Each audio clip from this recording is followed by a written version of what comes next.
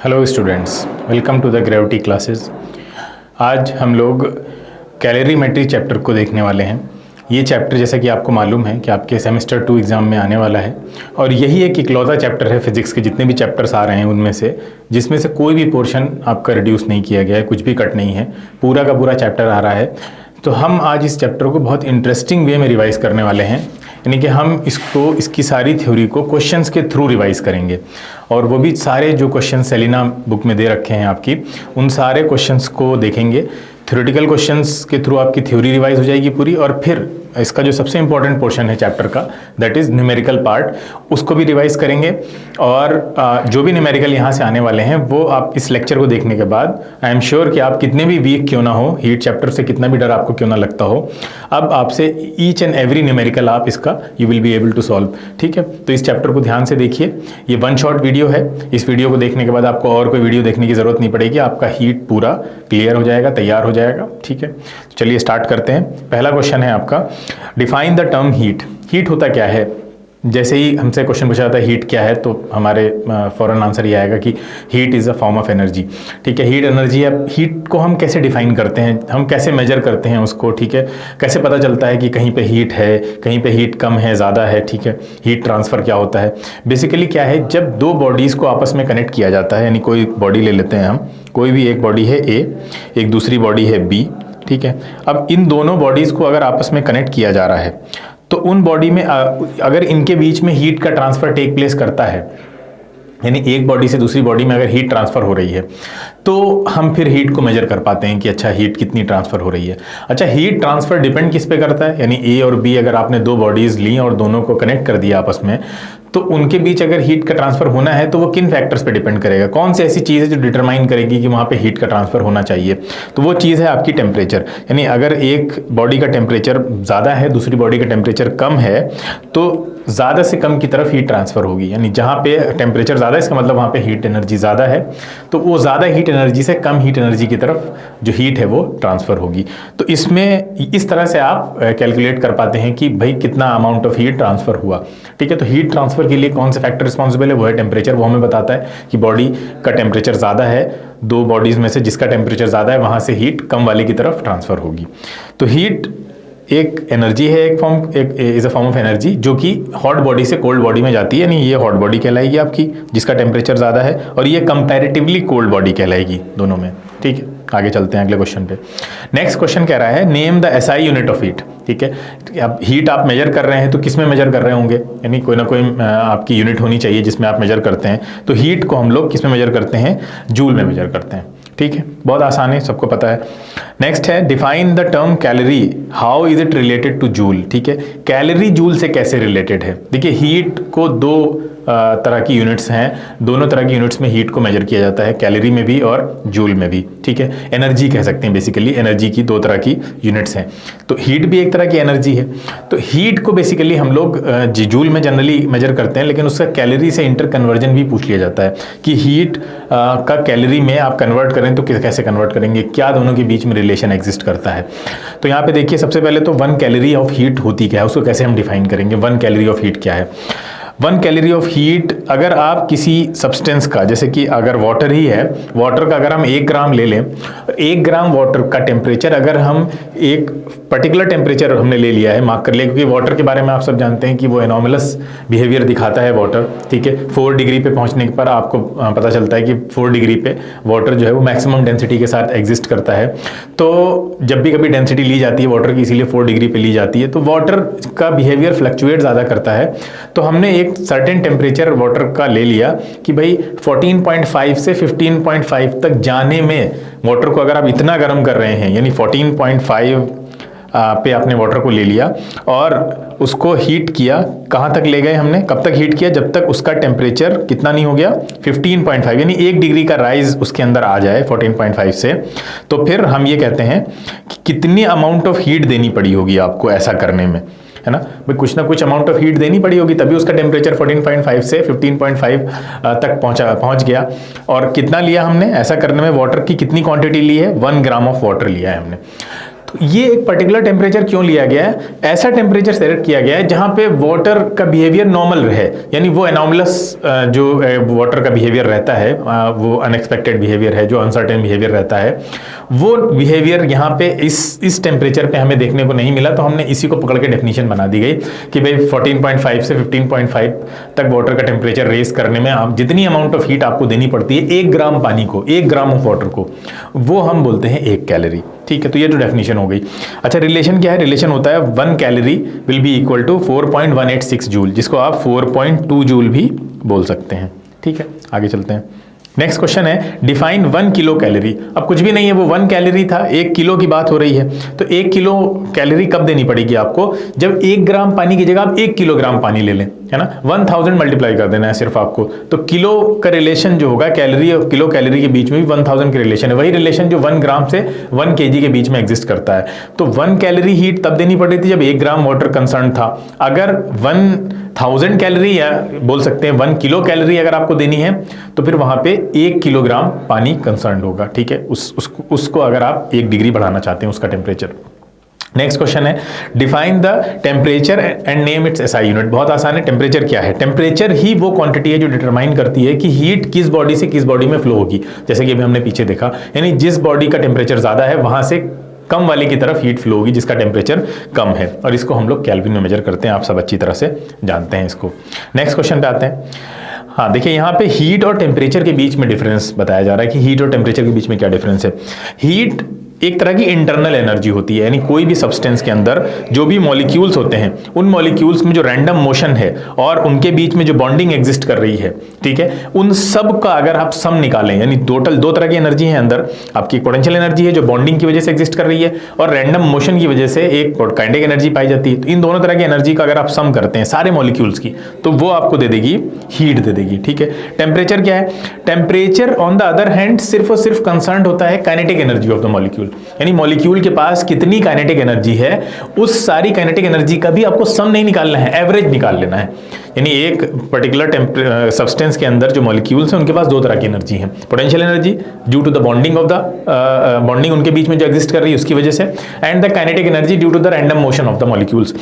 तो जो potential energy है, ठीक है, वो तो आपकी पर्टिकुलर पोजीशन जो एक्वायर कर रखी है बॉन्डिंग की वजह से, उसकी वजह से है। रैंडम मोशन की वजह से जो एनर्जी है वो काइनेटिक एनर्जी है। अच्छा, सारी हर मॉलिक्यूल्स की काइनेटिक एनर्जीज का अगर हम एवरेज निकाल दें तो वो टेम्परेचर है, और सबका सम निकाल दें अगर हम काइनेटिक प्लस पोटेंशियल, हर एक मॉलिक्यूल की काइनेटिक प्लस पोटेंशियल को सम करते चले जाएं, that will give us heat energy, total heat energy जो भी होगी। ठीक है, ऐसा यूनिट आपको पता है कि जूल है और ये आपकी केल्विन होती है। ठीक है, अच्छा, और क्या डिफरेंस हो सकता है? Amount of heat content in the body किस किस बात पे डिपेंड करती है? तो मास पे भी डिपेंड करेगी, यानी बॉडी का मास कितना है, ठीक है, टेम्परेचर कितना है बॉडी का, ठीक है, और पूरी मतलब जितना बॉडी के अंदर सब्सटेंस भरा हुआ है उस सब पे डिपेंड करेगी। ठीक है, यानी temperature and the substance of the body, यानी किससे मिलकर बनी है बॉडी का, मतलब एक्चुअल में जो कॉम्पोजिशन है वो क्या है, वो ओरिजिनली कॉपर की है, मतलब किस मटेरियल की बनी है, इस पर भी डिपेंड करेगा। अगला ये है कि जो टेम्परेचर है वो किस पे डिपेंड करता है? टेम्परेचर बॉडी का काइनेटिक एनर्जी भी हमने बताया आपको, एवरेज काइनेटिक एनर्जी पर। ठीक है, सारे मॉलिक्यूल्स की काइनेटिक एनर्जीज का एवरेज निकालिए, that will give you the measure of temperature. Heat क्या है? हीट को मेजर कैसे करते हैं, है ना। टेम्परेचर को थर्मोमीटर से मेजर करते हैं, हम सब जानते हैं। हीट को कैसे मेजर करते हैं? तो हीट को हम प्रिंसिपल ऑफ कैलोरीमेट्री से, कैलोरीमेट्री का मतलब यही है कि हम इस चैप्टर में यही पढ़ने वाले हैं कि हम हीट को कैसे मेजर करते हैं। ठीक है, तो इसको हम उसको मेजर करने का एक प्रिंसिपल है which is principle of calorimetry, which is nothing but heat will flow from hot body to cold body, यानी और उसमें भी आगे आ जाता है कि कितना अमाउंट में हीट फ्लो हुई है, तो जितना अमाउंट हीट हॉट बॉडी ने लूज किया होगा सेम अमाउंट ऑफ हीट जो कोल्ड बॉडी है उसने गेन किया होगा। ठीक है, तो ये प्रिंसिपल है जिस बेसिस पे हम हीट को कैलकुलेट करते हैं। टेम्परेचर जैसे हमने बताया थर्मामीटर की बेस से कैलकुलेट किया जाता है।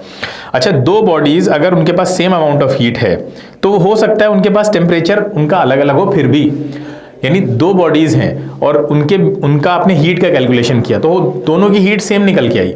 ठीक है, सेम हीट निकल के आई, फिर भी हो सकता है दोनों का टेम्परेचर अलग अलग हो, क्योंकि टेम्परेचर तो एवरेज काइनेटिक एनर्जी पे डिपेंड कर रहा है, जबकि दोनों की हीट एनर्जी डिपेंड कर रही है कि उनके अंदर जो मॉलिक्यूल्स हैं उनके पास जो काइनेटिक और पोटेंशियल एनर्जी है उन सब का सम निकाल दीजिए आप, तो वो सम तो सेम हो सकता है, लेकिन हो सकता है उसके बाद भी दोनों की अगर हम सिर्फ काइनेटिक एनर्जी को लेकर उनका एवरेज निकालें तो हो सकता है वो अलग अलग आए, तो बिल्कुल पॉसिबल है।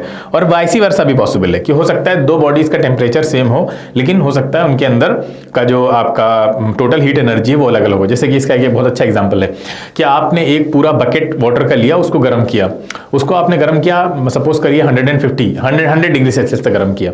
अच्छा, उस बकेट को जब आपने गर्म किया 100, उसका टेम्परेचर है 100 डिग्री सेल्सियस, उसमें से आपने एक मग वाटर निकाल लिया, एक मग वाटर निकाल के अलग रख दिया। अब अगर मैं आपसे पूछूं कि बताइए उस एक मग वाटर का टेम्परेचर कितना होगा, तो वो भी 100 डिग्री सेल्सियस होगा। लेकिन क्या उस एक मग वाटर में जो टोटल हीट है वो सेम होगी जितनी की पूरी बकेट में है? नहीं होगी। तो क्या समझ में आया कि वो दो बॉडीज का अगर टेम्परेचर सेम है तो जरूरी नहीं उनकी हीट एनर्जी भी सेम हो, टोटल हीट एनर्जी, क्योंकि वो सम पे डिपेंड कर रही है और टेम्परेचर सिर्फ एवरेज पे डिपेंड कर रहा है। एवरेज सेम आ सकता है, ठीक है, इसकी पॉसिबिलिटी है। अगले डिफरेंस पे चलते हैं हम लोग। अगला डिफरेंस क्या है? When two bodies are placed in contact the total amount of heat is equal to the sum of heat of individual body. भाई हमने जो आपको एक्सप्लेन किया, टोटल अमाउंट ऑफ हीट निकालनी है तो हर एक इंडिविजुअल मॉलिक्यूल्स के पास कितनी काइनेटिक और पोटेंशियल है उन सब का सम निकाल दीजिए आप।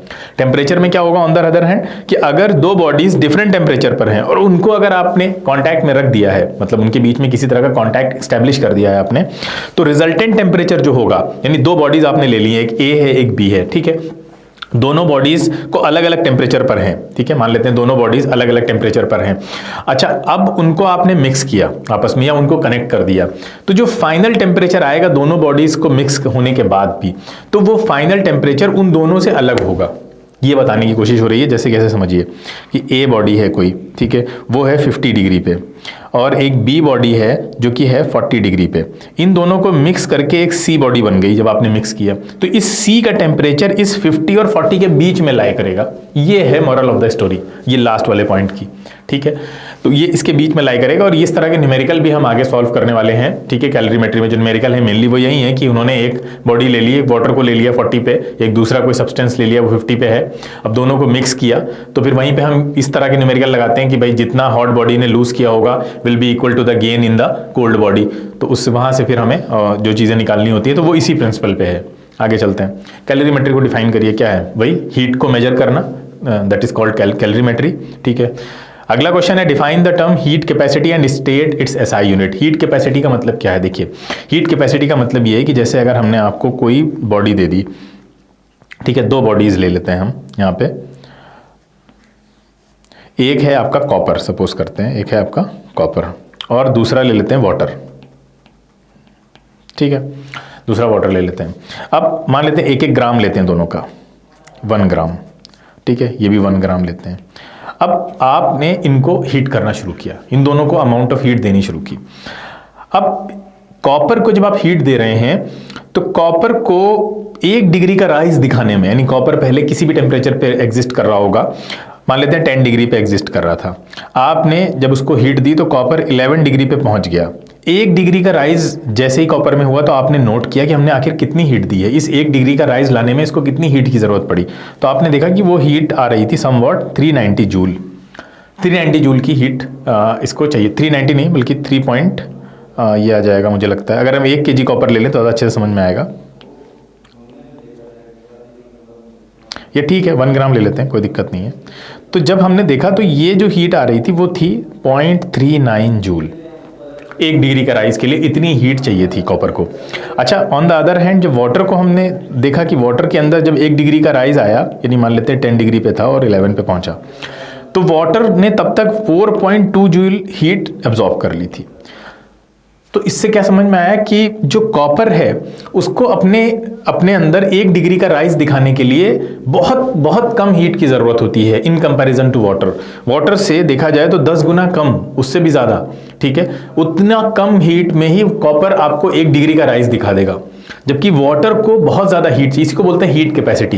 यानी इस तरह समझ सकते हैं उसका पेट जल्दी नहीं भरता है, किसका? वाटर का। वाटर को हीट देते रहिए, यानी ना वाटर जल्दी गर्म होता है और ना ही ठंडा होगा, क्योंकि जितनी ज्यादा हीट वो ले चुका है अब उसको रिलीज करेगा तभी ठंडा होगा, तो रिलीज करने में भी उसको टाइम ज्यादा लगेगा, ठीक है।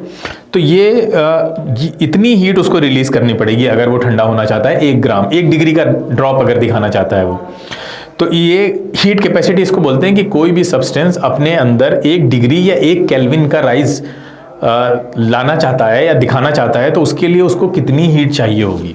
ठीक है, अगर वो आप बढ़ा रहे हैं टेम्परेचर तो हीट अब्जॉर्ब कहलाएगी, यानी कितनी हीट अब्जॉर्ब करेगा। तो वो जो कॉपर है उसको बहुत कम हीट चाहिए होती है, इसीलिए हम कहते हैं कि कॉपर की हीट कैपेसिटी काफ़ी कम है। उसका रीज़न है फ्री इलेक्ट्रॉन।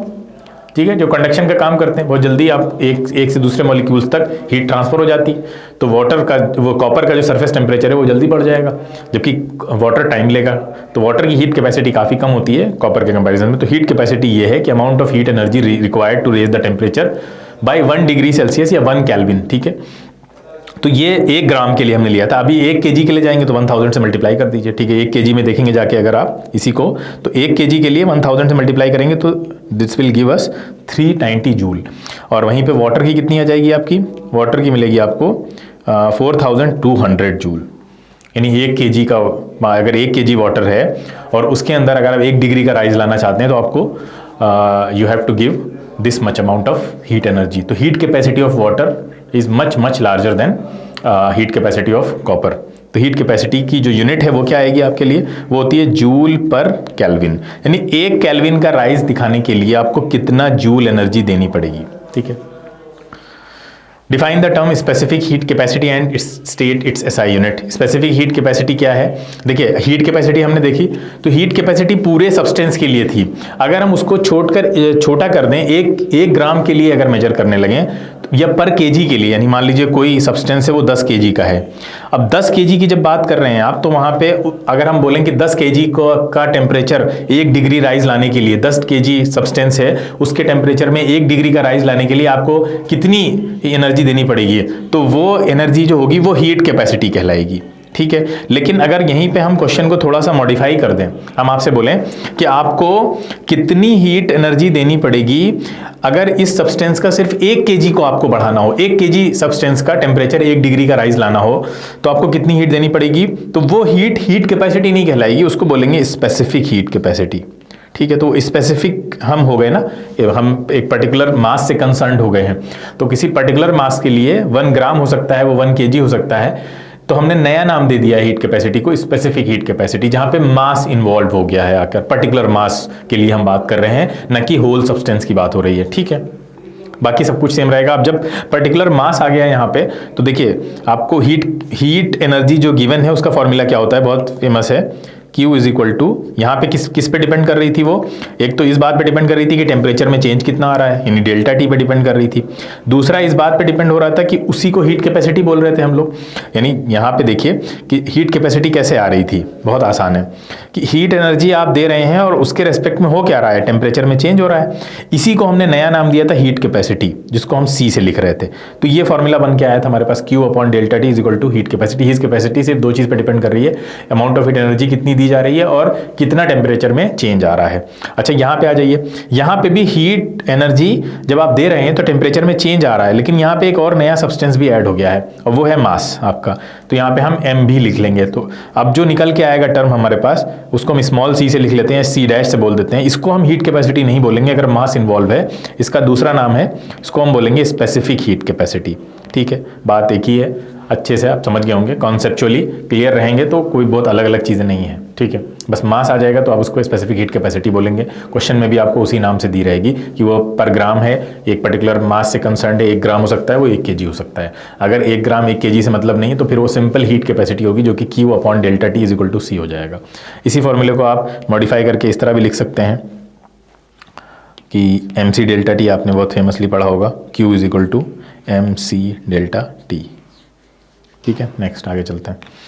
अगला है how is heat capacity of a body related to specific heat capacity of इस सब्सटेंस। ठीक है, heat capacity specific heat capacity से कैसे रिलेटेड है, बहुत आसान है। देखिए आपको पता था कि Q अपॉन डेल्टा टी तो दोनों जगह कॉमन है, ये आपकी कैपिटल C हो गया, और अगर इसी को हम लिखें कि Q अपॉन M आ गया यहाँ पे, delta T is equal to ये हो गया C डैश। तो अब यहाँ पे देख लीजिए आप, Q अपॉन डेल्टा टी की जगह हम ये रख सकते हैं, तो यहाँ पे रख देते हैं। तो जब इसको आप रखेंगे तो ये आ जाएगा आपका C upon M is equal to small C dash. तो ये क्या दे देगा आपको, ये दे देगा, ये C डैश क्या है, C डैश है आपकी स्पेसिफिक हीट कैपेसिटी। तो जब आप कैपिटल C को इस तरह लिख सकते हैं, C dash into small m, यानी heat capacity is equal to specific heat capacity multiplied by the mass of the substance. ठीक है, बहुत आसान है, आगे चलते हैं हम लोग।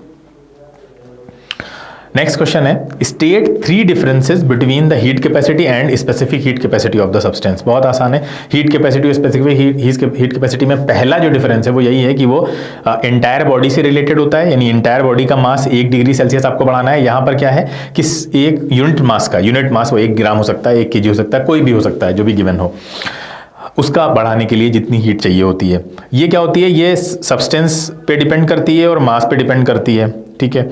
इधर क्या है, ये आपके मास ऑफ द बॉडी पे डिपेंड करती है, ठीक है। लेकिन ये क्या है, ये सब्सटेंस की कैरेक्टरिस्टिक्स प्रॉपर्टी भी होती है, ठीक है। लेकिन मास पे it does not depend on the mass of the body, यानी पूरे मास पे तो डिपेंड नहीं कर रही ना, वो जितने मास से कंसर्न है सिर्फ उसी पे डिपेंड कर रही है, ठीक है। लेकिन ये बॉडी की कैरेक्टरिस्टिक को दिखाती है कहीं ना कहीं कि बॉडी की हीट कैपेसिटी कितनी है, वो स्पेसिफिक हीट कैपेसिटी से भी पता चल जाता है।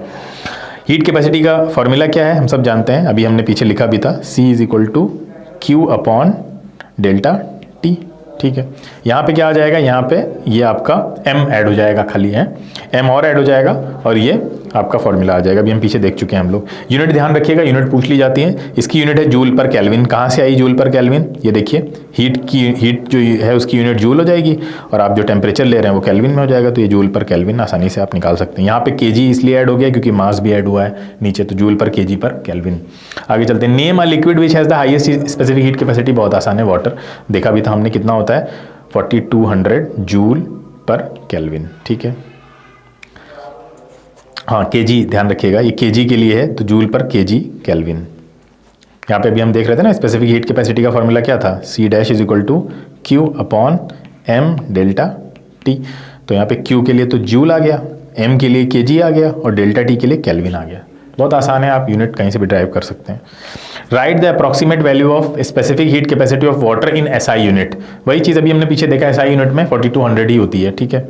आगे चलते हैं। What do you mean by the following statements, the heat capacity of a body is 50 joule पर केल्विन। देखिए 50 जूल पर केल्विन का मतलब क्या है, मतलब सिंपल है कि 50 जूल हीट एनर्जी देनी पड़ेगी कितना टेम्परेचर में राइज लाने के लिए, 1 केल्विन का। यानी 1 केल्विन के टेम्परेचर में अगर आप राइज लाना चाहते हैं किसी बॉडी में तो उसको 50 जूल एनर्जी देनी पड़ेगी, ठीक है। सिंपल है, ये मतलब हुआ इसका। दूसरा क्वेश्चन है कि specific heat capacity of copper is 0.4 joule पर ग्राम केल्विन। तो मतलब क्या है, वही मतलब है इसका भी कि अगर आप किसी पर्टिकुलर मास में 1 ग्राम ऑफ कॉपर में, यानी जूल पर ग्राम पर केल्विन ऐसे लिख लीजिए, 1 ग्राम ऑफ कॉपर का टेम्परेचर 1 केल्विन से बढ़ाने के लिए आपको कितनी हीट देनी पड़ेगी, दैट इज 0.4 जूल, ठीक है। आगे चलते हैं। अगला क्वेश्चन क्या कह रहा है कि स्पेसिफिक हीट कैपेसिटी दे रखी है आपको 2 बॉडीज की, ठीक है। ए है एक बॉडी, उसकी स्पेसिफिक हीट कैपेसिटी है 3.8 जूल पर ग्राम केल्विन। अच्छा, दूसरी बॉडी है आपकी बी, जिसकी स्पेसिफिक हीट कैपेसिटी है 0.4 जूल पर ग्राम केल्विन। बोल रहा है बताइए दोनों में से कौन बहुत अच्छा कंडक्टर होगा हीट का। तो जिसके अंदर टेम्परेचर का राइज जल्दी हो रहा है, यानी कम हीट देने पर ही वो जल्दी राइज कर जा रहा है, इसका मतलब उसके अंदर हीट का कंडक्शन बहुत अच्छा हो रहा है। तो कम हीट किसको दी जा रही है, बस आप ये देख लीजिए। देखिए 1 दोनों का जो अमाउंट है वो भी सेम लिया जा रहा है, 1 ग्राम यहाँ पे भी है। टेम्परेचर में राइज सेम हो रहा है, हाँ सेम हो रहा है। तो फिर अब हम देखेंगे कि अमाउंट ऑफ हीट किसकी कम है, तो बी की कम है, ठीक है। तो बी अच्छा कंडक्टर होगा हीट का, जो जल्दी कम हीट देने पर ही उसका सरफेस टेम्परेचर राइज कर जा रहा है, इसका मतलब उसके अंदर कंडक्शन अच्छा हो रहा है हीट का, ठीक है। तो बी होगा। आगे चलते हैं। Name 2 factors on which the heat energy liberated bye a body on cooling depends. अच्छा, किन किन फैक्टर पे डिपेंड करती है, 2 फैक्टर आपको बताने हैं जिसपे हीट एनर्जी कोई बॉडी अगर लिबरेट कर रही है जब उसको कूल किया जा रहा है, तो किस पे डिपेंड करेगी, एक तो सरफेस एरिया पे डिपेंड करेगी, सिंपल है, ठीक है, बॉडी का सरफेस एरिया, ठीक है। और किस पे डिपेंड करेगी, हीट कैपेसिटी पे भी डिपेंड करेगी बॉडी की, कि हीट कैपेसिटी कितनी है बॉडी की, ठीक है। तो बहुत आसान क्वेश्चन था। आगे चलते हैं। कह रहा है name 2 factors on which the heat energy absorbed bye the body depends and state how does it depend on them, ठीक है। अब्सॉर्प्शन किस पे डिपेंड कर रहा है, अभी हमने देखा था कि रिलीज करना किस पे डिपेंड कर रहा था। तो यहाँ पे देखिए, यहाँ पे भी नेचर ऑफ द मटेरियल भी हम लिख सकते हैं, नेचर ऑफ द मटेरियल पे भी डिपेंड करेगा, ठीक है। जैसे कि यहाँ पे देखिए कि अब नेचर ऑफ द मटेरियल इसलिए डिपेंड करेगा कि उस मटेरियल की हीट कैपेसिटी अलग अलग होगी। तो किसी की हीट कैपेसिटी अगर ज़्यादा है तो उसको ज़्यादा हीट मिली है तब जाके उसका टेम्परेचर राइज हुआ है, तो अब वो रिलीज करते टाइम भी इस चीज़ का ध्यान रखा जाएगा कि मतलब ये चीज़ आएगी, that will come into play, कि वो जब रिलीज करेगा तो भी वो धीरे धीरे रिलीज करे, वाटर है वो धीरे धीरे ठंडा होगा, ठीक है। तो यहाँ पे देखिए हीट अब्जॉर्ब जिन फैक्टर्स पे डिपेंड करती है, ऑलमोस्ट हीट रिलीज भी उन्हीं फैक्टर्स पे डिपेंड करती है। जैसे यहाँ पे देखिए मास of the body, amount of heat energy जो कितनी चाहिए होती है किसी सब्सटेंस को, आपको पता है अभी हमने देखा भी था कि जो हीट एनर्जी है वो mc डेल्टा टी पे डिपेंड कर रही थी आपकी, mc डैश कह सकते हैं इसको स्पेसिफिक हीट कैपेसिटी के टर्म में। तो देखिए डायरेक्टली जो हीट एनर्जी है वो किस पे डिपेंड कर रही है, एक तो मास पे डिपेंड कर रही है, ठीक है, दूसरा आपकी डिपेंड कर रही है हीट कैपेसिटी पे। तो हीट कैपेसिटी तो फिर कांस्टेंट मान लेते हैं हर एक सब्सटेंस के लिए। तो नेचर ऑफ द मटेरियल पे भी डिपेंड करती है, ठीक है, क्योंकि अलग अलग मटेरियल की अलग अलग होती है हीट कैपेसिटी आपकी। Nature of the material of the body, the amount of heat energy required depends on the nature of the substance, ठीक है। अच्छा, राइज इन टेम्परेचर पे भी डिपेंड करती है, यहाँ पे दिख भी रहा है फॉर्मूले में, ये देखिए कि टेम्परेचर में कितना राइज लिया जा रहा है, ये भी ध्यान रखना होगा, ठीक है। तो 3 फैक्टर्स पे डिपेंड करेगी, जब रिलीज करेगी तब भी इन फैक्टर्स पे डिपेंड करेगी कितना अमाउंट रिलीज हो रहा है, यानी टेम्परेचर में भी कितना डिक्रीज हो रहा है, ठीक है। अगला क्वेश्चन है write the expression for the heat energy Q received by m kg of substance of specific heat capacity C joule per kg kelvin when it is heated through delta degree Celsius. तो बहुत आसान formula है आपका, Q is equal to mc delta T, ठीक है, आसान था। आगे चलते हैं। Same amount of heat is applied to 2 liquids, 2 liquids हैं उनको सेम अमाउंट ऑफ हीट दी गई है A और B। Liquid A shows a greater rise, ठीक है, लिक्विड A में ज़्यादा टेम्परेचर चेंज देखने को मिला। What can you say about the heat capacity of A? कम होगी, ऑब्वियस सी बात है, हीट कैपेसिटी A की कम होगी तभी तो जल्दी गर्म हो गया वो, उसके अंदर कंडक्शन बहुत अच्छा हो रहा था, तो बहुत कम हीट में ही वो काफ़ी ज़्यादा टेम्परेचर में राइज दिखा रहा है, तो हीट कैपेसिटी A की कम रही होगी। आगे चलते हैं। और पूछ सकता था कि दोनों में से अच्छा कंडक्टर कौन होगा, तो कौन होगा, जिसकी हीट कैपेसिटी कम है वही अच्छा कंडक्टर होगा। अगला क्वेश्चन है 2 blocks P and Q of different metals having their mass in the ratio 2:1 are given same amount of heat, their temperature rises by the same amount, compare their specific heat capacities. बहुत आसान question है, अगर formula अच्छे से clear है।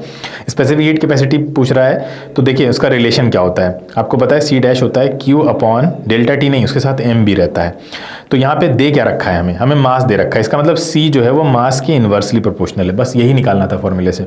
अब अगर inversely proportional है तो उनके मासेस अगर 2:1 के रेशियो में दे रखे हैं, ठीक है, 2:1 के रेशियो में दे रखे हैं, इसका मतलब क्या हुआ कि मान लेते हैं पहले C1 थी, ठीक है, तो C1 इज इक्वल टू क्या आ जाएगा आपका, C1 आ जाएगा 1/2m। अच्छा C2 क्या आ जाएगा, C2 आ जाएगा 1/m। अब आपसे क्या पूछ रहा है, compare their specific heat capacity, तो इनकी स्पेसिफिक हीट कैपेसिटी को कंपेयर करना है आपको। मासेस अगर 2:1 के रेशियो में दे रखे हैं तो आप डिवाइड कर दीजिए, आंसर आ जाएगा आपका C1 C2। जब आप डिवाइड करेंगे तो आप देखेंगे कि ये आएगा 1/2m, 1/m, m कैंसिल हो गया, तो यहाँ से साफ साफ दिख रहा है हमको, ये आ जाएगा आपका 1/2, ठीक है, तो ये हो जाएगा 1:2, सिंपल है।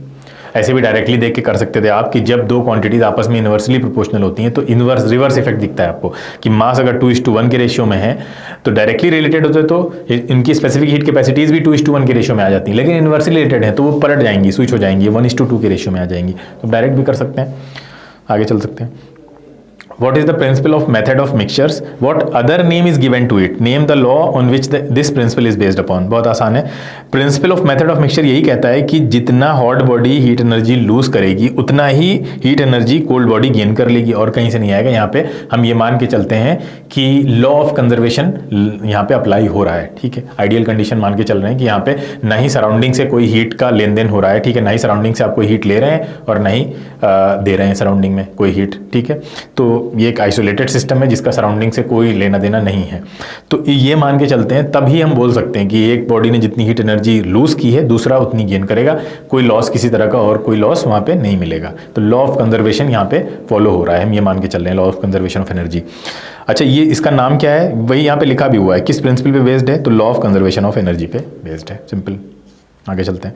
अब मास m1 of a substance of specific heat capacity C1 at temperature T1 is mixed with a mass m2 of another substance of specific heat capacity C2 at a lower temperature T2।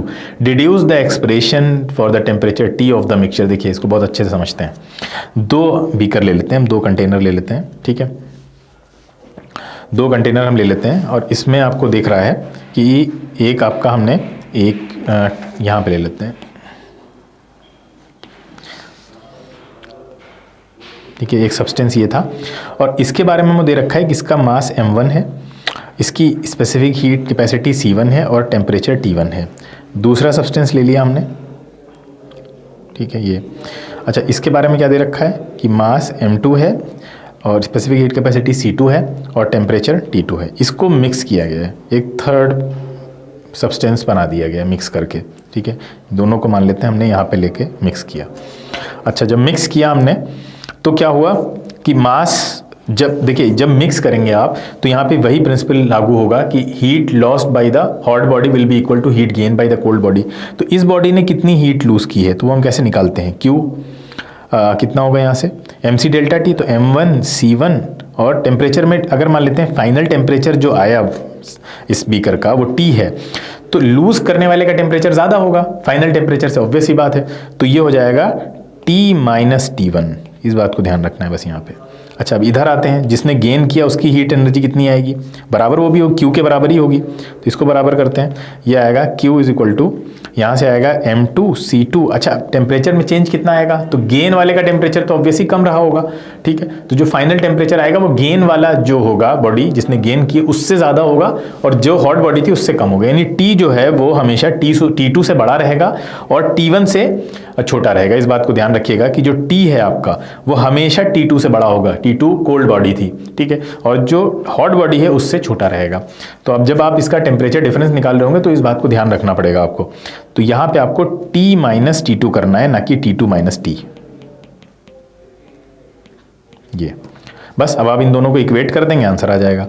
तो इन दोनों को जब आप equate करते हैं तो आपको यही इक्वेशन मिलती है। देखिए कैसे, भाई m1 c1 और ये आपका मल्टीप्लाई कर लेते हैं, m1 c1 T और यहाँ आ जाएगा minus m1 c1 T1, that will be equal to कितना दे देगा हमें ये, m2 c2 T minus m2 c2 T2, ठीक है। अब इसको आप रीअरेंज करेंगे तो आपको यही मिल जाएगा T की वैल्यू, ठीक है। T वाले टर्म को एक पास कर लीजिए और रीअरेंज कर लीजिए, आसान है। बेसिकली ये कॉन्सेप्ट था जो हमने आपको बताया कि ऐसे ही निकालना है आपको, न्यूमेरिकल में भी इसी तरह से करना है, ठीक है। फॉर्मूले को मत रटिए, कॉन्सेप्ट को समझिए, सारे न्यूमेरिकल आसानी से हो जाएंगे। आगे चलते हैं। Why do the farmers fill their fields with water on a cold winter night. देखिए, वाटर की स्पेसिफिक हीट कैपेसिटी ज़्यादा होती है। वाटर को क्यों डाला जाता है, जब कोल्ड विंटर नाइट है तो वहाँ पे फ्रॉस्ट हो रहा है, ओले गिर रहे हैं, ठीक है, बर्फ़ गिर सकती है।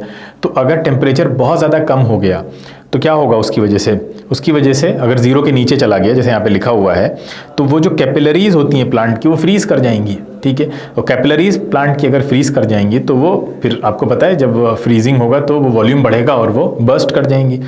तो वो वॉल्यूम बढ़ने की वजह से तो अब प्लांट्स जो है वो डाई आउट हो जाएंगे, सारी क्रॉप जो है वो बर्बाद हो जाएंगी। इससे बचाने के लिए क्या किया जाता है कि भाई वो टेम्परेचर इतना ज़्यादा कम ना हो सके कि वो फिर वहाँ पे फ्रीज कर जाए और वॉल्यूम बढ़ जाए, तो उसके लिए हम फील्ड में पानी भर देते हैं। अच्छा, पानी भरने से फ़ायदा क्या होगा, पानी भरने से ये फ़ायदा होगा कि वो जो एक्सेस अमाउंट ऑफ पानी के पास, पानी भी भाई जब आप पानी भरेंगे वहाँ पे तो जो टेम्परेचर कम हो रहा है, गिर रहा है, वो पानी के ऊपर भी असर डालेगा, यानी पानी का भी टेम्परेचर कम होना स्टार्ट होगा। अब पानी को टेम्परेचर कम करने के लिए अपने अंदर की जो हीट एनर्जी उसको रिलीज करना पड़ेगा। यानी कितनी हीट एनर्जी रिलीज करना पड़ेगा, आपको पता है जितनी हीट कैपेसिटी होगी पानी की उतनी ही हीट एनर्जी हर 1 kg ऑफ वाटर के लिए 4200 जूल पर केजी केल्विन होता है ना। 1 केल्विन का 1 डिग्री का राइज अगर आप करना चाहते हैं तो इतनी हीट एनर्जी देनी पड़ेगी आपको। कितनी देनी पड़ेगी, पानी को देनी पड़ेगी आपको 4200 जूल एनर्जी, अगर आप 1 किलो पानी का टेम्परेचर 1 डिग्री से बढ़ाना चाहते हैं। अच्छा, 1 किलो पानी का टेम्परेचर 1 डिग्री से कम करना चाहते हैं तो आपको पानी से इतनी हीट निकालनी भी पड़ेगी, रिलीज करवानी पड़ेगी। तो आप सोचिए, अगर पानी को वहाँ इसलिए भर देते हैं कि उसकी हीट कैपेसिटी काफ़ी ज़्यादा है, तो पानी का टेम्परेचर जब ड्रॉप होगा तो हर 1 डिग्री का ड्रॉप हर 1 kg वाटर से इतनी हीट लिबरेट करेगा। अच्छा, जब वो हीट लिबरेट होगी तो सराउंडिंग का जो टेम्परेचर है वो क्या हो जाएगा, बढ़ जाएगा, ठीक है। वो हीट कहाँ जाएगी, सराउंडिंग में जाएगी। वो सराउंडिंग में है क्या, वहाँ क्रॉप्स हैं, तो क्रॉप का टेम्परेचर, क्रॉप बहुत ज़्यादा गिरने नहीं पाएगा, उसको बचाएगा कौन, वाटर, क्योंकि जो एक्सेस अमाउंट ऑफ कूलिंग है वो सारी कहाँ हो रही है, वो पानी की हो रही है। पानी अपने टेम्परेचर को कम करने में इतनी ज़्यादा हीट लिबरेट कर रहा है कि सराउंडिंग का टेम्परेचर उतना गिर नहीं पाएगा जितना नॉर्मली अगर पानी नहीं होता तो गिर जाता, ठीक है। तो वहाँ पे हम इस तरह से, अब पानी ने यहाँ पे कैसे हमारी मदद की, क्योंकि वाटर की स्पेसिफिक हीट कैपेसिटी इतनी हाई होती है कि वो 1 डिग्री का राइज, 1 डिग्री का ड्रॉप करने के लिए उसको इतनी हीट रिलीज करनी पड़ रही है। तो जितना ज़्यादा पानी आप वहाँ भर देंगे उतना ज़्यादा हीट एनर्जी लिबरेट होती चली जाएगी।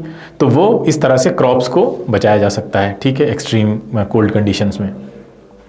आगे चलते हैं। Discuss the role of high specific heat capacity of water with reference to the climate in coastal areas. बहुत आसान है, आपको पता है कोस्टल एरियाज में क्लाइमेट क्यों अच्छा रहता है।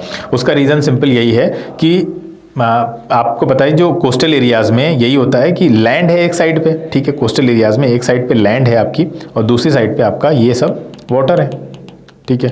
अब यहाँ पे क्या होता है कि जैसे सुबह सूरज निकला, अब सूरज निकला तो सूरज की जो रोशनी है या हीट है वो दोनों पर सेम अमाउंट में पड़ रही है, मतलब पानी पे भी पड़ रही है, समंदर पे भी पड़ रही है और वो आपका ज़मीन पे भी पड़ रही है। तो आपको पता है ग्राउंड की जो अर्थ है उसकी स्पेसिफिक हीट कैपेसिटी काफ़ी कम होती है, तो वो जल्दी गर्म हो जाती है। अब वो जल्दी गर्म हो जाएगी तो उसके ऊपर की जो एयर है वो भी हीट अप होके हल्की हो जाती है, वो ऊपर उठ जाती है। तो एयर जब ऊपर उठ जाती है तो यहाँ पे लो प्रेशर एरिया बन जाता है। अच्छा, उधर क्या हो रहा है, यानी पानी के ऊपर क्या हो रहा है, अभी भी हाई प्रेशर है। क्यों? क्योंकि पानी इतनी जल्दी गर्म नहीं होगा, क्योंकि इसकी स्पेसिफिक हीट कैपेसिटी काफ़ी ज़्यादा है। पानी को 1 डिग्री का राइज दिखाने के लिए 1 kg ऑफ वाटर को 4200 जूल चाहिए, और कितना सारा पानी है तो बहुत ज़्यादा हीट चाहिए उसको गर्म होने के लिए, तभी उसका पेट जल्दी नहीं भरेगा, हीट लेता जाएगा वो, तो पानी गर्म नहीं होगा जल्दी। तो पानी के ऊपर जो हाई प्रेशर एरिया है वो बना रहेगा, यानी वहाँ की एयर हल्की होकर ऊपर नहीं जाएगी, वो वहीं बनी रहेगी। अब क्या होता है कि जब लैंड के ऊपर एयर का काफ़ी प्रेशर कम हो चुका है तो हवाएं कहाँ से कहाँ चलेंगी, जहाँ पे हाई प्रेशर होता है वहाँ से लो की तरफ चलती हैं। तो समंदर के ऊपर हाई प्रेशर है तो हाई से लो की तरफ हवाएं चलने लगती हैं, ठीक है। तो इनको कहा जाता है सी ब्रीज। जो सुबह के टाइम पे हवाएं चलती हैं उनको सी ब्रीज बोला जाता है, क्योंकि सी से लैंड की तरफ चल रही हैं। अब यही चीज़ नाइट में रिवर्स हो जाती है। कैसे कि रात जैसे ही शाम होगी तो पूरा दिन सूरज की गर्मी से पानी गर्म होते होते होते होते अल्टीमेटली वो गर्म हो जाता है, ठीक है, गर्म हो गया। अब क्या हो रहा है, उसके ऊपर लो प्रेशर एरिया बनना शुरू हो गया, क्योंकि हवाएं गर्म हो गई, ऊपर उड़ गई हैं, वहाँ पे हवा का प्रेशर काफ़ी कम है। अच्छा, आपको पता है कि ज़मीन की हीट कैपेसिटी कम है तो वो जल्दी गर्म भी हो रहा है, और जैसे ही आप हीट हटा लेंगे वैसे ही वो ठंडा भी होना लगेगा, तो ज़मीन जल्दी ठंडी हो जाती है। तो जल्दी ठंडी हो जाएगी तो फिर से वहाँ पर हाई प्रेशर एरिया बन जाएगा। अब हवाएं चलेंगी लैंड टू सी, ठीक है, लैंड जल्दी गर्म हुआ था, अब जल्दी ठंडा हो गया। तो अब यहाँ पे हवा का प्रेशर ज़्यादा है तो वो सी के ऊपर जो वैक्यूम बन गया है उसको फिल करने के लिए हवाएं इधर से इधर चलेंगी, लैंड टू सी। इनको कहा जाता है लैंड ब्रीज, जो नाइट में चलती हैं। तो सुबह शाम वहाँ पे पूरा दिन हवाएं इस तरह से चलती रहती हैं, इसलिए कोस्टल एरियाज का जो मौसम है वो काफ़ी अच्छा रहता है, क्लाइमेट काफ़ी अच्छा रहता है। तो उसके लिए ये हीट कैपेसिटी यानी वाटर की हीट कैपेसिटी अगर ज़्यादा नहीं होती तो कहीं ना कहीं ये चीज़ पॉसिबल नहीं थी। तो इसी चीज़ को यहाँ पर पूरा आपको समझाया गया है। क्लियर है? इसको आप पढ़ लीजिएगा। आगे चलते हैं हम लोग। यानी वाटर की जो हीट कैपेसिटी है वो लैंड के कंपैरिजन में यहाँ लिखा भी हुआ है 5 टाइम्स होती है, ठीक है। तो उसको 5 गुना ज़्यादा टाइम लगेगा उतने ही अमाउंट ऑफ वाटर को गर्म होने के लिए, ठीक है, उसके लैंड के कंपैरिजन में। आगे चलते हैं। पूछ रहा है water is use in hot water bottles for fermentation, give a reason. Fermentation के लिए यूज़ किया जाता है, उसका रीज़न दीजिए। भाई सिंपल है, फर्मेंटेशन का मतलब क्या है, मतलब सिकाई के लिए जो हम यूज़ करते हैं, तो वो सिकाई में क्यों यूज़ करते हैं, क्योंकि वही स्पेसिफिक हीट कैपेसिटी ज़्यादा होती है, ज़्यादा देर तक गर्म रहेगा पानी, ठीक है। वो पानी के को ठंडा होने के लिए 1 ग्राम को भी 1 डिग्री का ड्रॉप दिखाने के लिए 4.2 जूल हीट चाहिए होती है। तो काफ़ी देर तक पानी गर्म रहता है, इसलिए फिर हम उसको सिकाई वगैरह के लिए यूज़ करते हैं लॉन्ग टाइम तक। What property of water makes it an effective coolant? वही प्रॉपर्टी है वाटर की कि वाटर जो अच्छा कूलेंट क्यों है, वही हीट कैपेसिटी ज़्यादा होने की वजह से, ठीक है। आपको पता है जो गाड़ियाँ होती हैं उसके रेडिएटर में भी हम डालते हैं, क्यों? क्योंकि वो रेडिएटर से हीट ले लेगा, खुद ज़्यादा जल्दी गर्म नहीं हो पाएगा, ज़्यादा हीट को वो सराउंडिंग की ले लेता है, फिर भी उसके अंदर बहुत ज़्यादा राइज नहीं देखने को मिलता है। यही एक क्वालिटी है, क्योंकि ज़्यादा हीट चाहिए उसको, वो 4200 अमाउंट ऑफ हीट उस लेगा, लेकिन अपने अंदर सिर्फ 1 डिग्री का राइज दिखाएगा, और वो भी सिर्फ 1 kg वाटर, ठीक है। जितना ज़्यादा पानी आप डालते जा रहे हैं इसका मतलब और ज़्यादा वो सराउंडिंग की हीट को अब्जॉर्ब करता चला जाता है due to its high specific heat capacity. आगे चलते हैं। Give one example each where high specific heat capacity of water is used as a coolant and heat reservoir. Coolant अभी बताया रेडिएटर कार में हम यूज़ करते हैं, और हीट रिजर्वायर में आप जानते हैं जो बॉटल्स होती हैं या वाइन की बॉटल्स हैं, जूसी बॉटल्स हैं, ठीक है, वहाँ पे यूज़ किया जाता है इसको, ताकि वो वहाँ पे फ्रीज ना हो पाए, ठीक है। वो सराउंडिंग का जो कूल एटमॉस्फेयर है वहाँ से वो सारा जो कूलनेस है वो वाटर अपने अंदर ले रहा है और अपने अंदर की हीट को अब्जॉर्ब कर रहा है। तो एक तरह से हीट रिजर्वायर का काम कर रहा है वो, कि जिसके अंदर से हीट लगातार निकल रही है, ताकि जो बॉटल्स हैं उनका टेम्परेचर 0 डिग्री या उससे नीचे ना चला जाए, ताकि वो फ्रीज होकर फिर वो बर्स्ट हो जाएंगी, क्योंकि वॉल्यूम बढ़ जाएगा वहाँ पे, ठीक है। एक क्वेश्चन पूछ रहा है कि a liquid X has specific heat capacity higher than liquid Y, ठीक है। एक्स की जो स्पेसिफिक हीट कैपेसिटी है वो वाई से ज़्यादा है, लिख लेते हैं इसको। अच्छा, विच लिक्विड इज यूजफुल, किसमें? Coolant in car radiator. Car radiator में कूलेंट के लिए आपको ऐसा लिक्विड चाहिए जिसकी स्पेसिफिक हीट कैपेसिटी ज्यादा हो, हाई हो। तो किसकी ज्यादा है? एक्स की ज्यादा है, तो एक्स चाहिए होगा वहां पे हमें। फिर बोल रहे हैं हीट रिजर्वायर। हीट रिजर्वायर भी हमने पीछे देखा है। हीट रिजर्वायर में वो जो कि सराउंडिंग की कूलनेस को ले ले और अपने अंदर की हीट निकाले और लॉन्ग टाइम तक ऐसा करता रहे, तो वो कौन होगा? जिसकी हीट कैपेसिटी ज्यादा होगी। तो दोनों ही ऑप्शन में हीट कैपेसिटी जिसकी ज्यादा है वही हमारे लिए रिक्वायरमेंट होगी। दोनों में एक्स हो जाएगा आंसर आपका। आगे चलते हैं। नेक्स्ट क्वेश्चन कह रहा है आपसे, what is a calorimeter. Calorimeter क्या है? देख चुके हैं हम लोग। कैलोरी मीटर एक ऐसी डिवाइस है जो कि आपको हीट को मेजर करना सिखा, मतलब हीट का मेजरमेंट देती है। अगला क्वेश्चन पूछ रहा है कि name the material which is made up of, give 2 reasons for using the material stated by you. यहाँ पे क्वेश्चन शायद मिसिंग है, कौन से मटीरियल की बात कर रहे हैं ये। चलिए अगला क्वेश्चन देखते हैं। Out of the 3 materials A B C, specific heat capacity 900, 380 और 460, which will you prefer for calorimeter. देखिए कैलोरी मीटर के लिए आप कितनी हीट कैपेसिटी का मटेरियल, कॉपर लगाते हैं नॉर्मली उसमें। देखिए कैलोरी मीटर में जो मटेरियल लगा होगा, हम ऐसा चाहते हैं कि वो, जब आप देखिए कोई भी सब्सटेंस को कैलोरी मीटर में आप डालेंगे, उसकी हीट को मेजर करने के लिए चेंज कितना आया, तो आप नहीं चाहेंगे कि आपका कैलोरी मीटर जिस मटेरियल का बना है वो भी अच्छी खासी हीट ले ले वहाँ से, तो फिर वो जो मेजरमेंट है उसमें एरर आ जाएगा। तो आप ये चाहते हैं कि कैलोरी मीटर में जो भी सब्सटेंस लगा हो उसकी हीट कैपेसिटी बहुत कम होनी चाहिए, यानी उसके अंदर जब टेम्परेचर का राइज आना भी हो तो इतना कम अमाउंट ऑफ हीट वो ले। जैसे वाटर अगर आप डाल रहे हैं तो वाटर से कॉपर कितना हीट लेनी होती है, कॉपर को 1 डिग्री का राइज दिखाने के लिए कॉपर वाटर से कितना हीट चाहिए आपको? 390 जूल चाहिए, और वाटर का के पास आपको पता है 4200 जूल है। तो कॉपर का अगर 1 kg 390 जूल हीट ले भी लेगा तो वो तो 1/10 भी नहीं हुआ। तो क्या इतनी हीट देने के बाद भी वाटर का टेम्परेचर ड्रॉप होगा? नहीं होगा, क्योंकि वाटर का टेम्परेचर ड्रॉप होने के लिए, 1 डिग्री ड्रॉप होने के लिए कम से कम 4200 जूल एनर्जी जो है वो आपको निकालनी पड़ेगी या बढ़ाने के लिए देनी पड़ेगी। तो यहाँ पे अगर वो बर्तन अगर कॉपर का बना है और वो 390 जूल ले भी ले रहा है 1 डिग्री के राइज दिखाने के लिए, या उससे ज़्यादा भी ले रहा है, तो जब तक वो 4200 से कम है तब तक वो वाटर के अंदर कोई आपको राइज या फॉल देखने को नहीं मिलेगा। इसलिए हम चाहते हैं कि जो कैलोरी मीटर है उसका जो सब्सटेंस है या उसकी जो मटेरियल है वो ऐसा हो जो बहुत लो स्पेसिफिक हीट कैपेसिटी रखता हो, ठीक है, जो अपने अंदर टेम्परेचर का राइज बहुत कम हीट लेने पर ही दिखा दे। तो यहाँ पे देखिए 3 आपको दे रखे हैं ऑप्शन में, तो ऑब्वियस सी बात है सबसे कम किसकी है? 380 की है, तो आप 380 जूल पर केजी वाला मटेरियल लेंगे, और इसी के अराउंड कॉपर की भी 390 के अराउंड ही होती है, तो इसीलिए हम कॉपर को यूज़ करते हैं। भी क्वेश्चन आता है कॉपर को क्यों यूज़ करते हैं, इसीलिए ताकि वो मेजरमेंट में कोई एरर ना मिले हमको, ठीक है। अगला क्वेश्चन है, how is the loss of heat due to radiation minimized in calorimeter. ठीक है, रेडिएशन से मिनिमाइज करने के लिए हम उसको पूरा आइसोलेट कर देते हैं, उसके अंदर बहुत सारा ऐसा सब्सटेंस है, जैसे वुलन सब्सटेंस भर दिया हमने, उसके अंदर लगा दिया, इस तरह का सब्सटेंस लगा देते हैं जो बैड कंडक्टर ऑफ हीट होता है, ताकि फिर वो सराउंडिंग से रेडिएशन के थ्रू भी हीट ट्रांसफर ना हो सके। ठीक है, ऐसी चीज़ें हम उसके अंदर भर देते हैं, जैसे वुलन मटीरियल हो गया इस टाइप से, तो वो बैड कंडक्टर ऑफ हीट होते हैं ये सारे, तो इससे हम मिनिमाइज कर सकते हैं।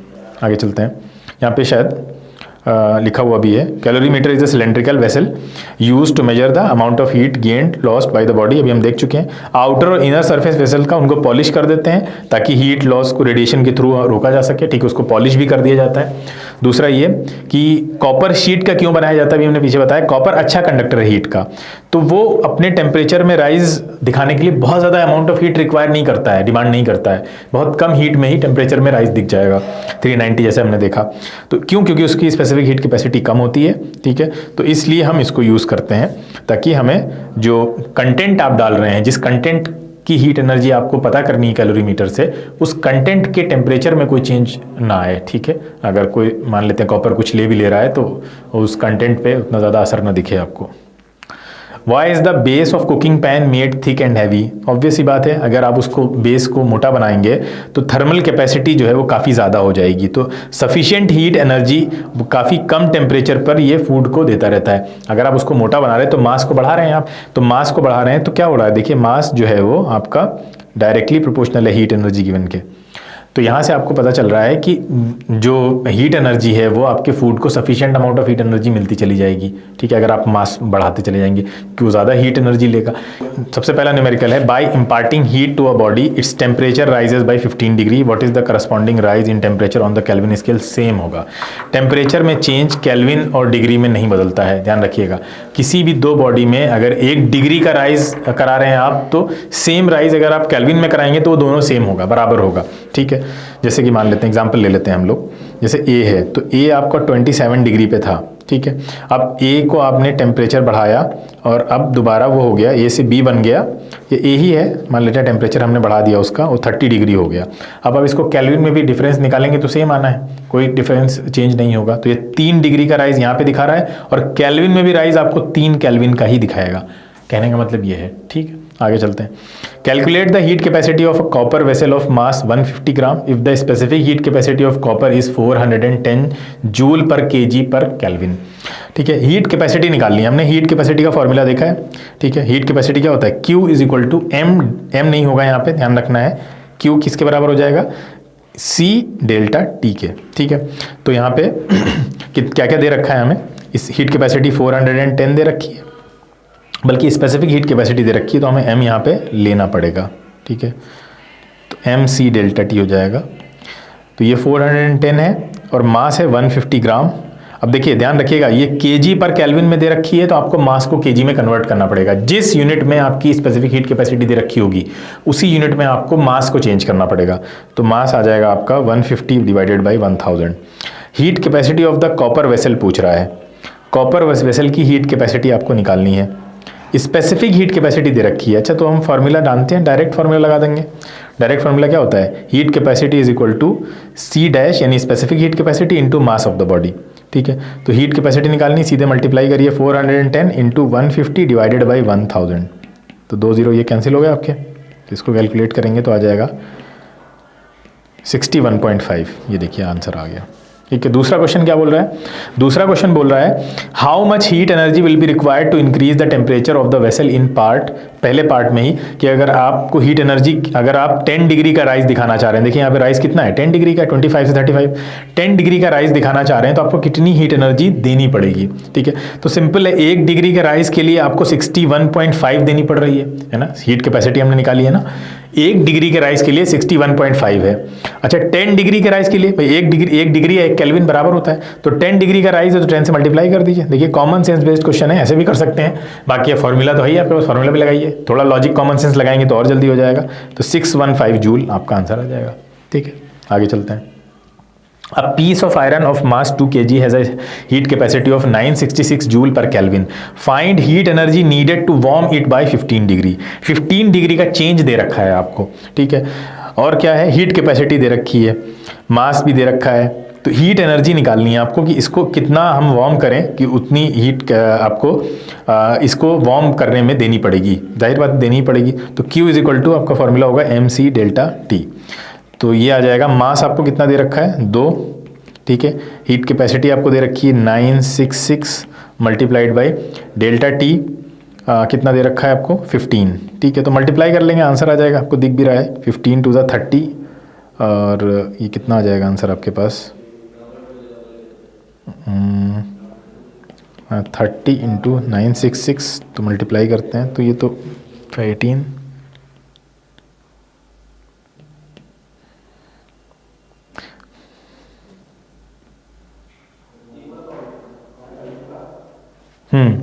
अच्छा, हीट एनर्जी की बात कर रहा है। अब देखिए यहाँ पे हमारा आंसर आ रहा है 28980, तो ये आ रहा है 2 ग्राम के लिए, है ना। पर केजी के लिए अगर आप निकालेंगे तो 2 से डिवाइड कर दीजिए आप, तो ये आंसर आ जाएगा आपका 14490, तो ये आंसर मैच कर जाएगा, सिंपल है। अगला है specific heat capacity and SI unit में निकालनी है आपको। Specific heat capacity SI unit में निकालनी है, कैसे निकाल सकते हैं, बहुत आसान है। Specific heat capacity SI unit में कितनी हो जाएगी आपकी, देखिए हीट एनर्जी आपने निकाल ली है, इसी हीट एनर्जी को यूज़ कर लेते हैं, ठीक है। इज इक्वल टू M तो आपको दे ही रखा है 2 kg multiplied by C into delta T 15 है, तो ये हो जाएगा डिवाइडेड बाई 30, तो ये आप करेंगे तो कितना आ जाएगा, और 3 8 ये देखिए 483 जूल पर केजी केल्विन। ठीक है, सिंपल है। आगे चलते हैं नेक्स्ट क्वेश्चन पे। Calculate the amount of heat energy required to raise the temperature of 100 gram of copper from 20 degree to 70 degree. Specific heat capacity copper की दे रखी है 390 जूल पर केल्विन पर केजी। ठीक है, जूल पर केल्विन केजी। ठीक है, ये दे रखी है हमें। Calculate the amount of heat energy required to raise the temperature of 100 gram of copper from 22। अब यहाँ पे देखिए आपको क्या दे रखा है, डेल्टा टी दे रखा है। डेल्टा टी कितना होगा, 70 माइनस 20 करेंगे तो आ जाएगा आपका 50 डिग्री। और स्पेसिफिक हीट कैपेसिटी आपको दे रखी है जो कि है 390 जूल पर KG kelvin. Amount of heat energy पूछ रहा है आपसे, तो अमाउंट ऑफ हीट एनर्जी पूछ रहा है तो निकाल लीजिए। Q is equal to formula है आपका MC डेल्टा T। ठीक है, 100 ग्राम आपको पहले ही दे रखा है यहाँ पे ये।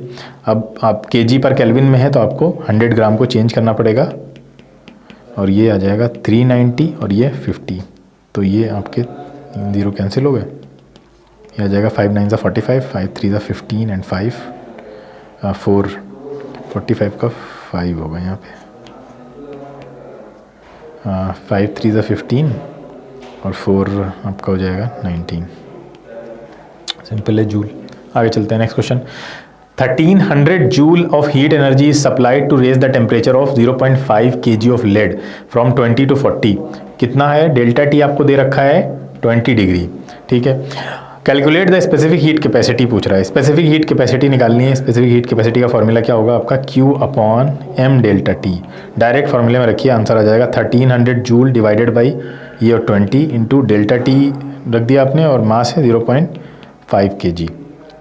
ठीक है, तो ये कैलकुलेट करेंगे आप तो ये पॉइंट हट जाएगा, 5 2 10 तो 130 आ गया आंसर आपका जूल पर केजी केल्विन। यूनिट मत भूलिएगा। ठीक है, आगे चलते हैं। तो ये क्वेश्चन क्या कह रहा है कि टाइम पूछ रहा है आपसे। 500 वॉट हीटर है जिसके टेम्परेचर को आपको राइज करना है। मटेरियल भी दे रखा है उसका 50 kg मटेरियल का स्पेसिफिक हीट कैपेसिटी ये है। टेम्परेचर कहाँ से कहाँ तक बढ़ाना है उसका, 18 से 38 डिग्री बढ़ाना है आपको।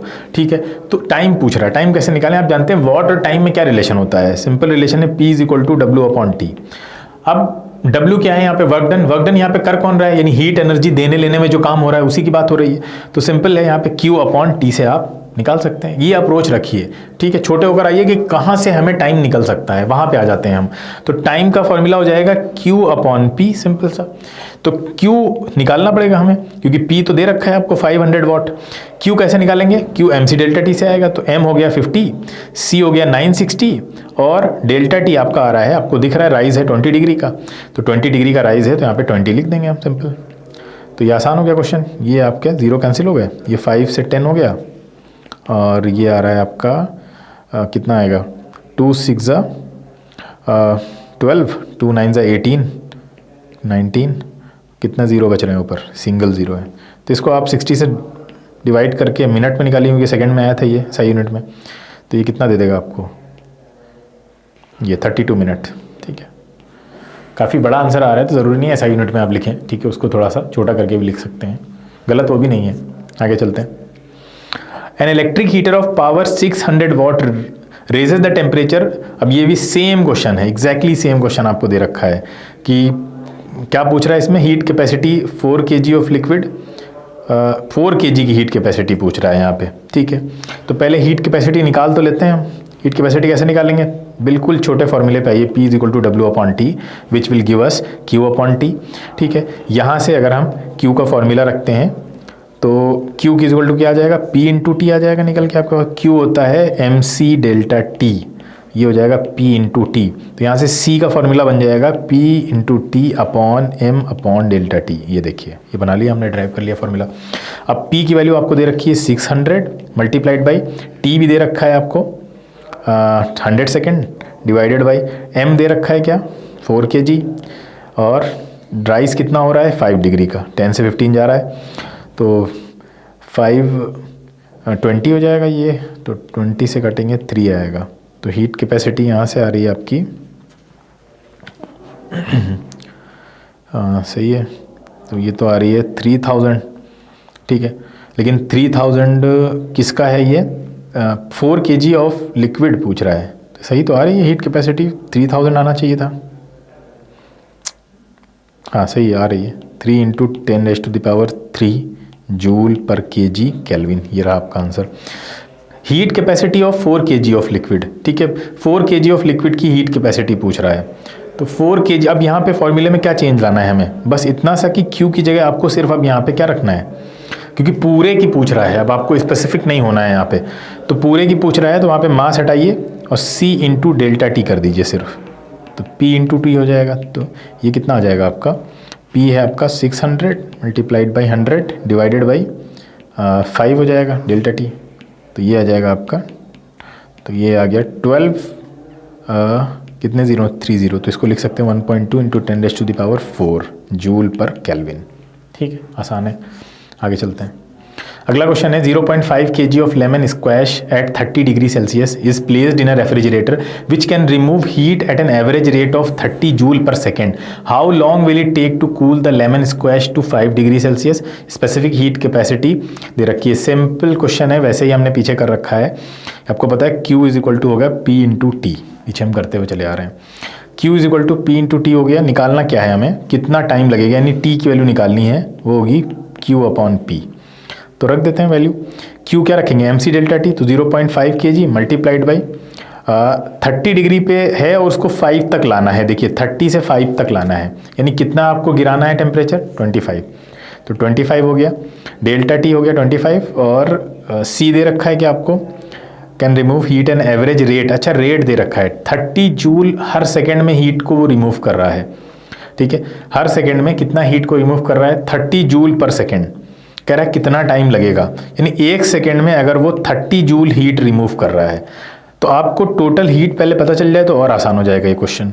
ठीक है, तो यहाँ पे तो ये वाला कॉन्सेप्ट हम ना भी लगाएं तो भी हमारा क्वेश्चन हो जाएगा। तो हम Q निकाल लेते हैं, खाली Q निकालते हैं, तो Q आएगा MC डेल्टा टी से, तो M है 0.5 मल्टीप्लाइड बाई C पता है क्या हमें, हाँ पता है 4200, और डेल्टा टी कितना है 25 का करना है।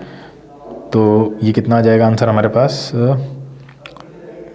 ये हो जाएगा 5 इंटू 420 इंटू 25। अब देखिए इस क्वेश्चन से यह जो दे रखा है कि 1 सेकंड में 30 जूल रिमूव हो रहा है, तो हम इसको यूनिटरी मेथड से बहुत आसानी से कर सकते हैं कि 30 जूल रिमूव होने में 1 सेकंड लगता है, तो 1 जूल में कितना लगेगा, 1 जूल में लगेगा 1/30 सेकेंड। अच्छा, जो इतनी हीट हटानी है आपको तो कितना लगेगा, इसको कूल करना है तो इतनी हीट रिलीज करनी है तो कितना लगेगा, तो 1/30 इंटू 5 420 इंटू 25, सिंपल है। तो ये हो गया आपका, कितना आंसर आ रहा है 14, है ना। अब फिर मिनट में आ रहा है तो आप इसको 60 से डिवाइड भी कर सकते हैं। ठीक है, तो ये आएगा 12 और 3 का मल्टीपल ऊपर है नहीं, तो इसको आप सॉल्व करेंगे तो ये आ जाएगा 14 5 ज़ा 70, 14 2 ज़ा 28 और 7 35 ऑन 12। इसको सॉल्व करेंगे तो ये आएगा 12 2 ज़ा 24 और 11 12 9 ज़ा, ठीक है, तो ये 29 मिनट्स 10 सेकेंड आ जाएगा आपका। ठीक है, तो आसान, मतलब आसान नहीं था लेकिन फिर भी एक ट्रिकी क्वेश्चन था और आप लॉजिक से कर सकते थे, लॉजिक लगाया गया इसमें, सिर्फ ज़रूरी नहीं है आप हर जगह फॉर्मूला देखें जाकर। यहाँ पे आपको ये चीज़ इसी तरह से लिख के लगा लेंगे आराम से, हो सकता है कुछ लोग फॉर्मूले से जाएं, ज़रूरत नहीं है फॉर्मूले की जाने की। A mass 200 gram of certain metal at 83 degree Celsius is immersed in 300 gram of water at 30 degree Celsius. The final temperature is 33 degrees Celsius. Calculate the specific heat capacity of the metal. Assume that the specific heat capacity of water is 4.2 joule per gram per Kelvin. देखिए क्या निकालना है हमको, specific heat capacity metal की निकालनी है। अब यहाँ पे मिक्स किया गया है, आप खुद देखिए, एक मास था 200 ग्राम का, वो था 83 पे था, और उसको इमर्स किया गया है 300 ग्राम ऑफ वाटर में, 300 ग्राम ऑफ वाटर में इमर्स किया गया है, और वाटर कितना था 30 डिग्री पे था, और जब इमर्स करने के बाद जो फाइनल टेम्परेचर बन के आ रहा है वो है 33, और स्पेसिफिक हीट कैपेसिटी आपको मेटल की निकालनी है, यानी जिस मेटल को आपने इमर्स किया है उसके अंदर। ठीक है, तो यहाँ पे ये हमें नहीं पता है C। ठीक है, वाटर की स्पेसिफिक हीट कैपेसिटी हमको पता है 4.2 जूल ग्राम पर केल्विन। ठीक है, जूल पर ग्राम पर केल्विन, बहुत आसान है। जितनी हीट इन्होंने लूज़ की होगी उतनी ही हीट इन्होंने गेन की होगी, सिंपल है भाई। जितनी हीट इन्होंने लूज़ की होगी, प्रिंसिपल ऑफ कैलोरीमेट्री लगाएंगे यहाँ पे हम, तो कितनी हीट लूज़ की होगी ज़रा हम हीट तो निकाल लें पहले। MC डेल्टा टी 200 इंटू सी इंटू डेल्टा टी कितना होगा भाई, डिफरेंस देखिए इन दोनों के बीच में, 83 माइनस 33 करेंगे तो 50 है, आ रहा है साफ साफ। ये इक्वल हो जाएगा आपका इसकी हीट एनर्जी के कितना गेन हुआ है। तो कितना गेन हुआ होगा M C delta T, 300 multiplied by कितना हुआ है, देखिए गेन यहाँ पे 3 डिग्री का गेन हो रहा है, 30 से 33 हो गया, तो 3 डिग्री का गेन हो रहा है, 3 डिग्री हो जाएगा मल्टीप्लाइड बाई इसकी स्पेसिफिक हीट कैपेसिटी 4.2 आपको दे रखी है। अब क्वेश्चन आसान हो गया है, जल्दी से सॉल्व कर लेते हैं। 2 0 यहाँ से कैंसिल हो जाएंगे, ठीक है। यहाँ पे सी की वैल्यू क्या आ जाएगी आपकी 9 इंटू 4.2 डिवाइडेड बाई हो जाएगा आपका 100, ठीक है।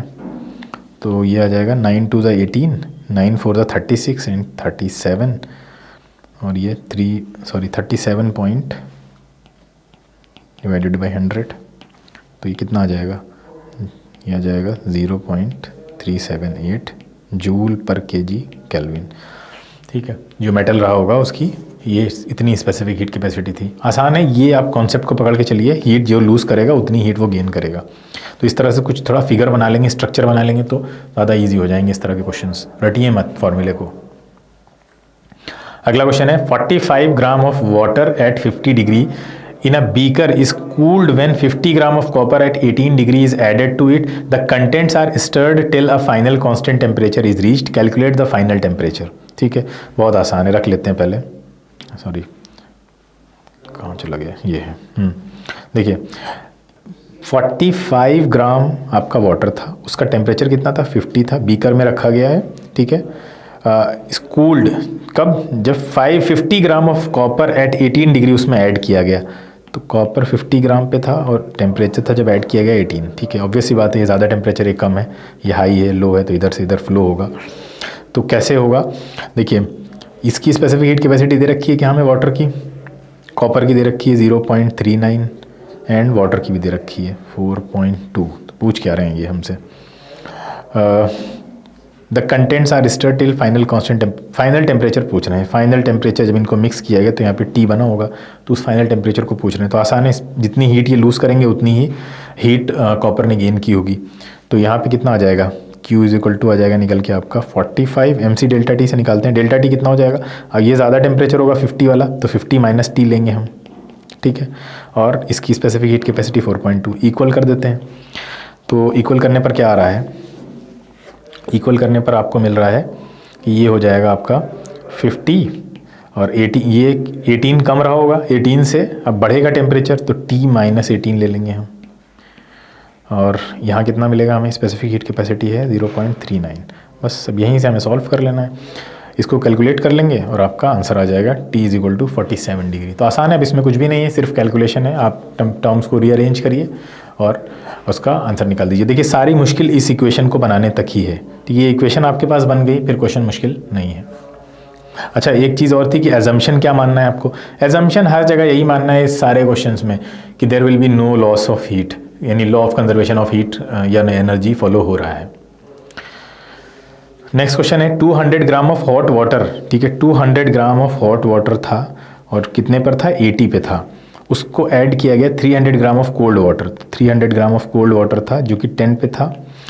फिर neglecting heat taken by the container, container ने कितनी हीट ले ली उससे आपको मतलब नहीं है, ठीक है। Calculate the final temperature of the mixture of the water, final temperature यहाँ पे कितना बन के आ रहा है आपको लेना है। हीट कैपेसिटी वाटर की दे रखी है, दोनों जगह सेम ही लग जाएगी 4200। फिर यहाँ पे इक्वेशन बना लेते हैं।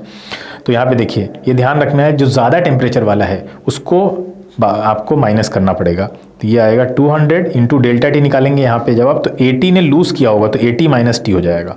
फाइनल टेम्परेचर हमेशा 80 से कम आएगा, इंटू हो जाएगा आपका 4200 equal to heat gain by the heat जो गेन करेगा वो होगा m के लिए 300 हो गया। अब अच्छा ये जो 10 है ये कहीं ना कहीं बढ़ेगा अब उससे, तो t से कम ही आएगा कितना भी बढ़ जाए, तो t माइनस 10 और इंटू हीट कैपेसिटीज़ दोनों साइड की कैंसिल हो जाएंगी, तो ये कैलकुलेशन बहुत ज़्यादा आसान हो जाएगा आपका। तो ये कैलकुलेशन आपका निकल के आएगा 160 minus 2t equal to 3t minus 30।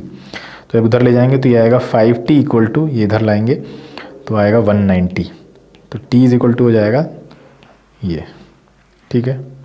5 3 ज़ा 15, 5 8 ज़ा 40। आसान क्वेश्चन है, आगे चलते हैं हम लोग। नेक्स्ट क्वेश्चन है the temperature of 600 gram of cold water rises by 15 degree. ठीक है, 600 ग्राम कोल्ड टेम्परेचर मतलब कोल्ड वाटर था, ठीक है, जिसके टेम्परेचर को हमने कितना राइज किया है 15 डिग्री। ठीक है, 15 डिग्री टेम्परेचर बढ़ गया, यानी कैस कितना था इनिशियली नहीं पता, मान लेते हैं टी था।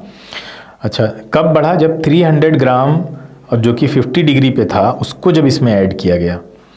ठीक है, तो इसको जब आपने ऐड किया तो इसका टेम्परेचर फाइनली राइज कर गया 15 डिग्री से। तो 15 डिग्री से राइज कर गया, इनिशियली कितना था हमें नहीं पता, लेकिन यहाँ पे जब आपने रखा तो वो टी से राइज कर गया, टी से राइज करके टी प्लस 15 हो गया, टी नहीं रहा, टी से बढ़ गया आपका।